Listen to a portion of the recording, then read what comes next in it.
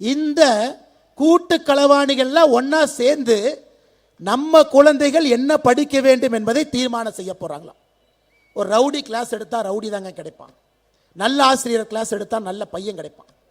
அதனால் இந்த கூட்டு களவாணிகள், சிறைக்கு சென்றவர்கள், மக்கள் பணத்தை கொள்ளையடித்தவர்கள், ரவுடிகளாக இருந்தவர், கள்ளச்சாராயம் காய்ச்சினவங்க, இவங்கெல்லாம் சேர்ந்து தமிழ்நாட்டினுடைய கல்விக் கொள்கை எப்படி இருக்க வேண்டும் என்பதை பற்றி பேசிக் கொண்டிருக்கின்றார்கள். நீங்க அதை ஏத்துக்குவீங்களா? அன்பு சொந்தங்களே, நீங்க அதை ஏத்துக்குவீங்களா? கர்ம வீரர் காமராஜர் ஐயா கல்விக் கொள்கையை பத்தி சொன்னா ஏத்துக்கலாம், புரட்சி தலைவர் டாக்டர் எம்ஜிஆர் ஐயா சொன்னா ஏத்துக்கலாம். தன்மை இருக்கிறது.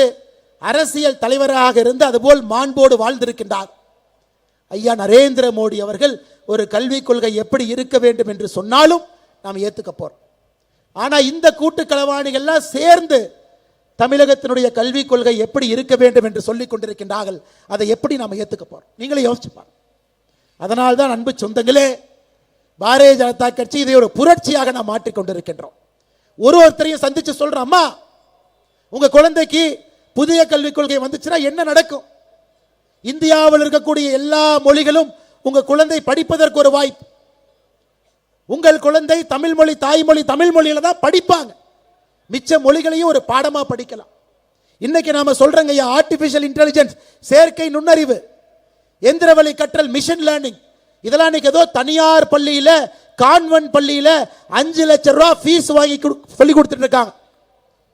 இன்னைக்கு கவர்மெண்ட் ஸ்கூல்ல கொண்டு வர வேண்டும் என்று புதிய கல்விக் கொள்கையில சொல்றோங்க ஐயா.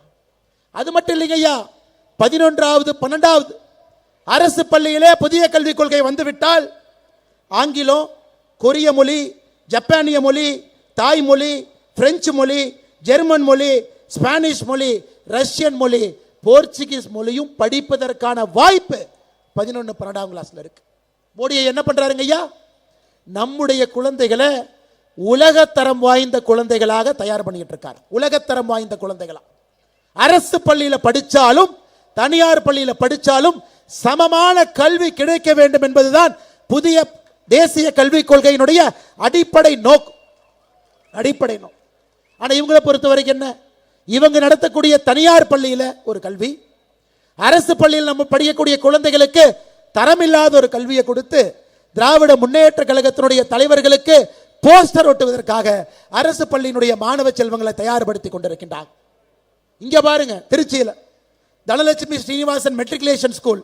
யார் ஸ்கூலுங்க ஐயா? தனலட்சுமி ஸ்ரீனிவாசன் யார் ஸ்கூலுங்க ஐயா?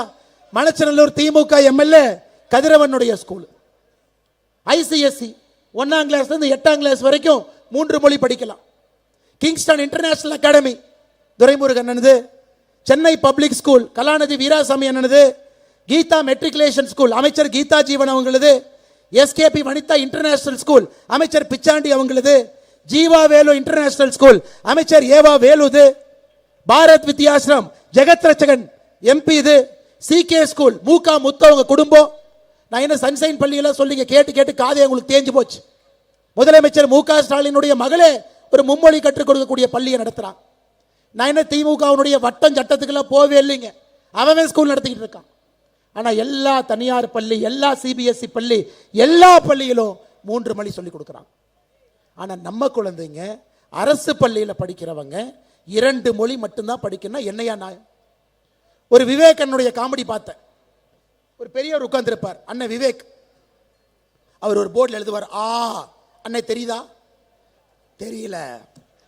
ஆ பெருசா எழுதுவார், பெருசு தெரியுதா? தெரியல.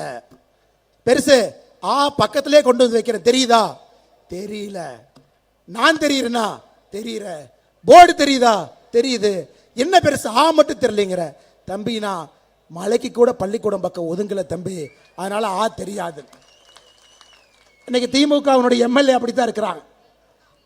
இந்த 3 மொழி போய் 3வது மொழி அழிச்சிட்டு வா. ஒரு திமுக எம்எல்ஏ பெயிண்ட் டப்பாவை தூக்கிட்டு போறார். எதுனே 3வது மொழி? 1 2 3 3வது மொழி அழின்னு ஆங்கிலத்தை அழிச்சிட்டு வர்றார். இன்னைக்கு இதுதான் இந்த மாதிரி முறையில் வந்த திமுகவுடைய தொண்டை எப்படி இருப்பான் பாரு. 3வது மொழின்னு இங்கிலீஷ் அழிச்சதுக்கு அப்புறம் சொல்றான், பெருசு அது 2வது மொழி மாதிரி தெரியுது, ஹிந்தி மேல இருக்குது, அது அழின்னு. இவர்கள்லாம் இன்னைக்கு நமக்கு புத்தி சொல்லி கொண்டிருக்கின்றார்கள். தமிழகத்தில் எப்படிப்பட்ட கல்விக் கொள்கை இருக்கணும், நாம என்ன படிக்கணும். பிளே ஸ்டோர் மற்றும் ஆப் ஸ்டோரில் இருந்து பாலிமர் செயலியை QR கோடு மூலம் பதிவிறக்கம் செய்யுங்கள். செய்திகளை உடனுக்குடன் பெறுங்கள்.